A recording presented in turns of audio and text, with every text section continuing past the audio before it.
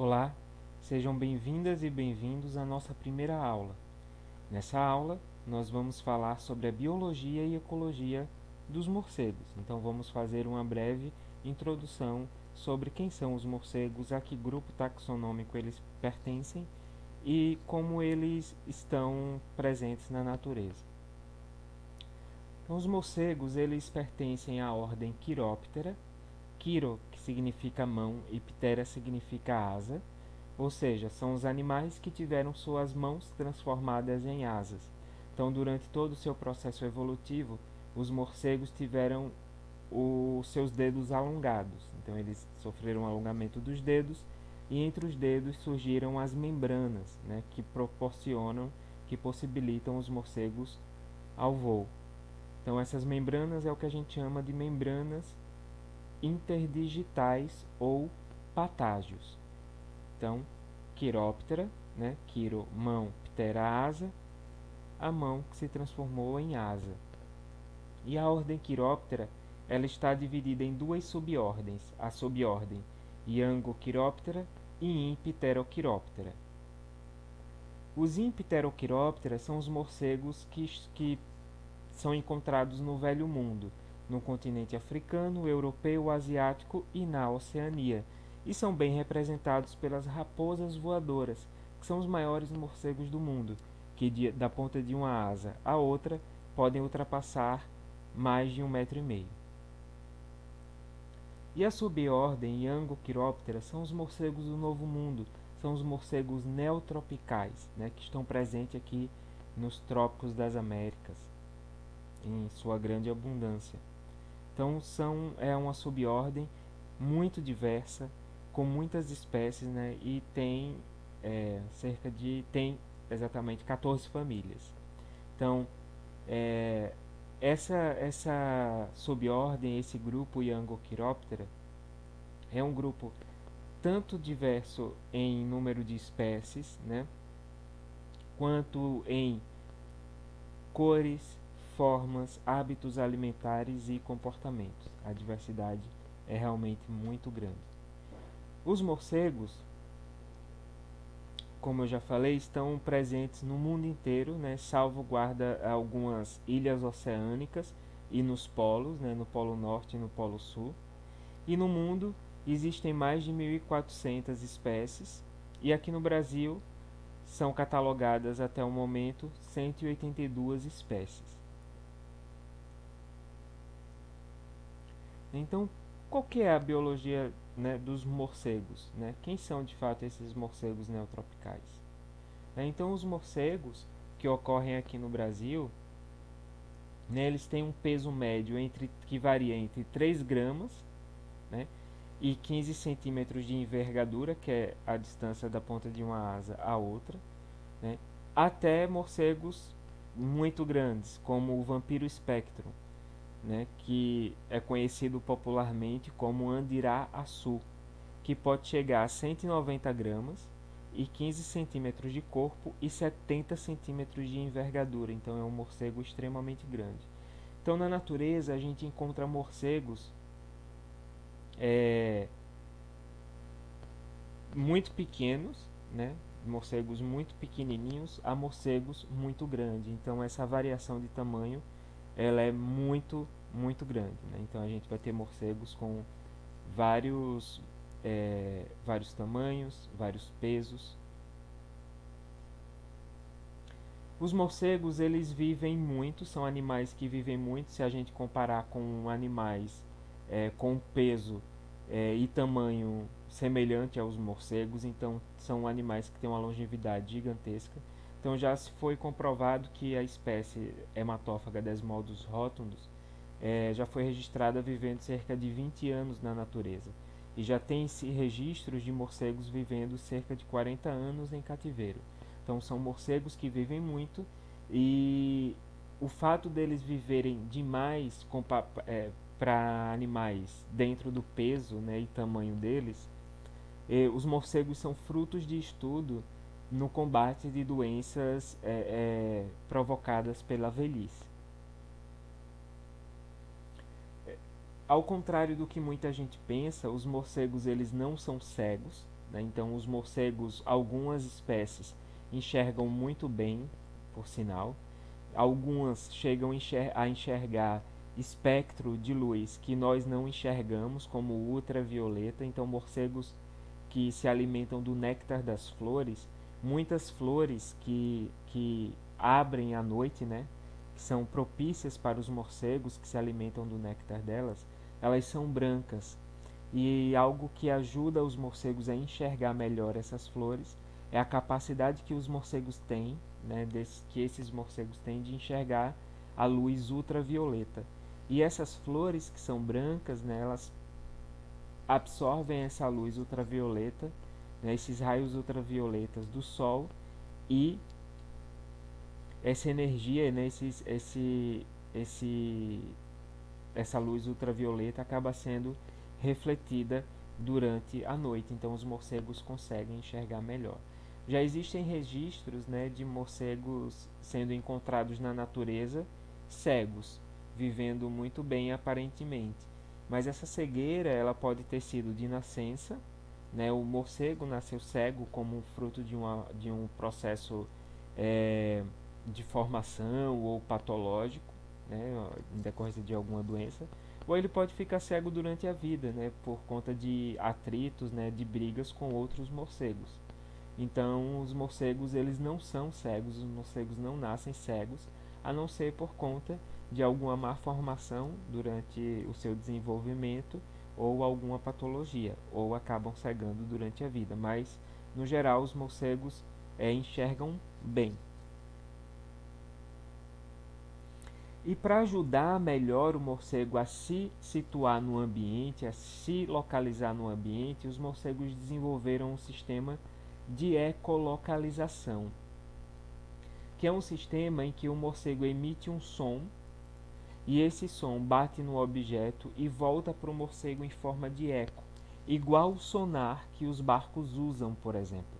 Então, esse sonar que os barcos usam foram inspirados nos morcegos e nas baleias e golfinhos, que também usam esse sistema de ecolocalização. Né? Então, os morcegos eles têm alguns órgãos desenvolvidos para captar melhor essas ondas sonoras, como um processo nasal que a gente chama de trago, de folha nasal, desculpem. Então, esse processo nasal, que essa seta grossa do lado esquerdo em A, na imagem A, está mostrando. E essa folha nasal ela é característica de uma família, que é a família Philostomidae. Todo morcego que tem folha nasal pertence à família Philostomidae. Então essa folha nasal ela também ajuda o morcego a captar melhor essas ondas sonoras. Né? Na imagem B tem um foco aí no pavilhão, né, auricular, na orelha externa do morcego. Então as orelhas elas são bem desenvolvidas. Então tem morcegos que têm a orelha realmente muito grande e são orelhas que alguns deles conseguem movimentar para direcionar melhor a captação do som. E dentro da orelha, né, tem uma outra estrutura que é o trago. O trago ele ajuda muito na captação desse som, que como mostra na imagem em C. Não dá para ver o trago com muita nitidez, mas ele está presente bem abaixo do ouvido, certo? Bem na parte basal da orelha, bem na inserção. Então essa figura ela mostra como funciona a ecolocalização, como funciona o sonar do morcego. Então essas ondas vermelhas é o som que o morcego emitiu, né, que vai de A até B. Quando bate em B, que é a presa, esse som volta, ele retorna em forma de eco.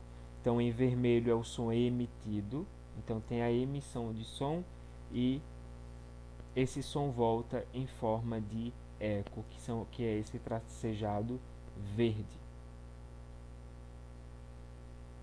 Então os morcegos, na sua estrutura física, né, e corpórea, o morcego ele sofreu algumas modificações que possibilitou o morcego a voar e dormir de cabeça para baixo, por exemplo. Né? Então os morcegos tiveram as suas falanges, né, alongadas, que foi o que eu já comentei anteriormente, que possibilitou o surgimento das asas. Né? Então as vértebras cervicais dos morcegos, elas são torcidas. As vértebras tóraco-lombares da coluna curvaram-se para ampliar a caixa torácica, então o morcego ele precisa ter uma caixa torácica bem mais ampla, porque ele vai precisar, né, ter uma respiração bem melhor. O externo do morcego apresenta uma crista, né, então que pensem, o externo é essa estrutura que tem no meio do peito, né, que no frango, numa galinha a gente chama de titela, né, essa que tem aquela cartilagem divisória do peito. Então esse é o externo. Então os morcegos eles têm uma crista.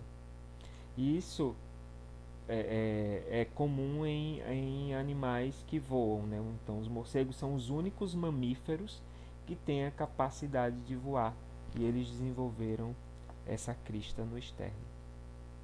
As costelas elas ligaram-se parcialmente para tornar o tórax mais resistente, né? Porque é uma região onde a articulação dos braços ela vai estar muito intensa, ela vai ter um uso muito intenso. A clavícula do morcego é grossa e bem fixada, né, exatamente para dar mais resistência ao voo. A bacia sofreu uma torção e o joelho do morcego é voltado para trás. O joelho do morcego é voltado para trás, né, ao contrário do nosso, exatamente para possibilitar que os morcegos eles fiquem firmes e seguros pendurados de cabeça para baixo. Então, como vocês observam nessa imagem. Então, os morcegos eles têm vários hábitos alimentares. A diversidade de hábitos alimentares dos morcegos é muito grande. Então, a gente tem morcego frugívoro, que são os morcegos que se alimentam de fruta. Os morcegos insetívoros, que são os morcegos que se alimentam de inseto. Os morcegos carnívoros, que são os morcegos que se alimentam de carne. Os morcegos nectarívoros, que são os morcegos que se alimentam de néctar. Os morcegos hematófagos, né, que são os famosos, que são os morcegos que se alimentam de sangue. E a gente tem os morcegos onívoros, que vão se alimentar de mais de um tipo de alimento, certo? Das 182 espécies que ocorrem aqui no Brasil, na verdade, de todas as espécies do mundo, apenas 3 espécies se alimentam de sangue. Apenas 3 espécies são hematófagas. Quanto à reprodução, os morcegos normalmente têm apenas um filhote por gestação. Raramente acontece o caso de dois, né? De dois ou mais, de gêmeos ou trigêmeos. E a gestação dura em torno de 44 dias a 11 meses, né? Que são os casos mais extensos. Das espécies que ocorrem no Brasil, que a gente tem conhecimento, a gestação mais longa está nos morcegos hematófagos, que tem uma gestação que pode durar até 8 meses. E o nascimento dos filhotes se dá em época de maior oferta de alimentos, certo? Então, o verão é uma época de reprodução, então é uma época em que os abrigos estão muito cheios. Então, se a gente vai fazer uma vigilância, por exemplo, né, em um abrigo, um manejo ecológico de colônias, o ideal é que esse manejo seja feito na época em que tenha menos morcegos. Por isso que é importante a gente ter um acompanhamento constante dos abrigos de morcegos, principalmente em áreas urbanas, para que a gente saiba qual é a época que tem mais morcego, qual é a época que tem menos morcego, para que a gente possa fazer um melhor manejo dessas colônias, caso seja necessário. Então vamos estudar um pouquinho sobre a ecologia dos morcegos, né? Como os morcegos interagem no meio ambiente. Então os morcegos eles têm é, um horário de atividade que se inicia no começo da noite, né, no finalzinho da tarde, ali no crepúsculo, com o sol se pondo. Os morcegos insetívoros normalmente são os primeiros a iniciarem seus hábitos de revoada, né, para pegar o período que tem muito inseto voando, né, e à medida que a noite vai se prolongando, chegando, os outros morcegos, né, os outros grupos começam a sair, principalmente os morcegos frugívoros. Os morcegos têm como abrigos naturais, principalmente, cavernas, oco de árvores, a própria folhagem das árvores, furnas, lajedos, o tronco das árvores. Então, há uma variedade muito grande de abrigos naturais para morcegos, assim como há uma variedade muito grande de abrigos artificiais para morcegos. Então, eu coloquei aqui o exemplo de uma única casa. Uma única residência pode ter vários locais onde os morcegos podem se abrigar, como por exemplo, a vegetação que está no entorno dessa residência, a cumieira, o telhado, a caixa d'água, laje, viga, forro, caibro. Outros lugares vão de dilatação de prédio, fosso de elevador, caixa de ar-condicionado. São lugares que normalmente a gente pode encontrar morcegos se abrigando. E os morcegos, eles têm uma importância ecológica gigantesca, seja no ambiente natural, seja no ambiente urbano ou um ambiente antropizado. Antropizado é todo o ambiente que sofreu uma modificação humana, onde nós humanos chegamos e alteramos aquele ambiente. Então os morcegos que se alimentam de fruta, por exemplo, eles são exímios, são excelentes dispersores de sementes, porque eles vão se alimentar da semente de uma planta. Muitas vezes eles voam com esse fruto na boca, comem em um lugar distante da planta que eles tiraram o fruto, a semente cai no chão e ali vai originar uma outra planta. Quando as sementes são muito pequenas e os morcegos engolem essa semente, quando essa semente passa pelo trato digestivo dos morcegos, ela pode quebrar a dormência e quando ele defeca, aquela semente ela tem maior probabilidade de de se desenvolver, de gerar uma nova planta. Os morcegos que se alimentam de insetos são excelentes controladores populacionais desses insetos. Então, se hoje nas cidades, por exemplo, a gente não vive grandes pragas de insetos, é porque os morcegos todas as noites estão se alimentando desses insetos. Um único morcego pode chegar a comer em uma única noite até 20 gramas de inseto. Então imaginem um morcego comendo 20 gramas de inseto todas as noites. Agora imaginem que um único abrigo de morcego insetívoro pode ter centenas, dezenas de 30, 20, 40 a centenas, 100, 200, 300 ou até milhares de morcegos.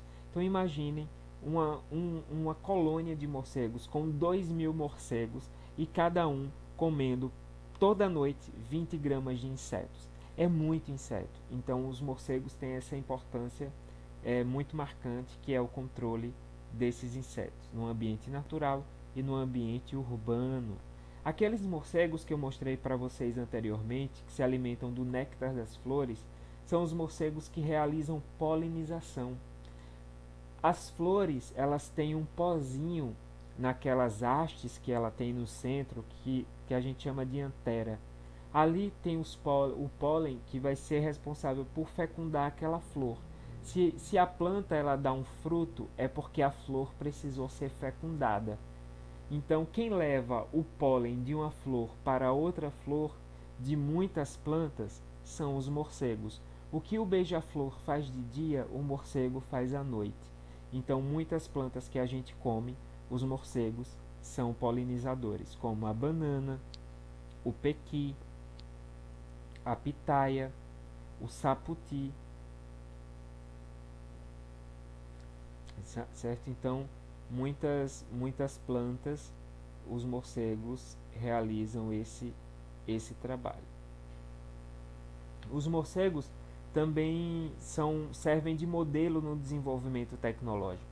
Os morcegos serviram de inspiração para o desenvolvimento do sonar, por exemplo. O morcego hematófago, ele, na sua saliva, ele tem uma substância que é anticoagulante. Muita gente pensa que os morcegos hematófagos têm uma substância anestésica na sua saliva, mas na verdade isso é um mito. A substância que ele tem na saliva é anticoagulante. Ela não vai deixar o sangue coalhar na ferida, não vai deixar o sangue coagular, porque o morcego ele não chupa o sangue, ele lambe. Então ele faz uma feridinha e fica lambendo aquele sangue. E para que o sangue fique sempre jorrando, o morcego tem essa substância anticoagulante na sua saliva, que hoje está servindo de estudo para o desenvolvimento de medicamentos que combatem a trombose na prevenção de derrame cerebral, por exemplo. Os morcegos também são ótimos bioindicadores. Algumas espécies de morcegos são muito sensíveis quando o ambiente é modificado. Se o ambiente é muito mexido, algumas espécies não resistem e somem. E quando a gente não encontra mais essas espécies, isso é um sinal de que aquele ambiente pode estar com algum problema. E os morcegos, eles também têm uma importância médica, porque eles podem ser reservatório de alguns agentes etiológicos, né, de alguns patógenos, como o vírus da raiva. Então, a presença de vírus em morcego também tem sua importância, porque eles são responsáveis por manter esses patógenos na natureza. Sempre lembrem-se que para todo o ambiente estar em equilíbrio, ele está em equilíbrio com a sua fauna, com a sua flora e com todos os seus micro-organismos, certo? A gente sabe que vírus, bactérias e germes nos fazem mal, mas nos fazem mal quando tudo está em desequilíbrio. Mas quando eles estão em equilíbrio na natureza, certo? Eles ajudam a manter esse ambiente em tranquilidade, esse ambiente estável.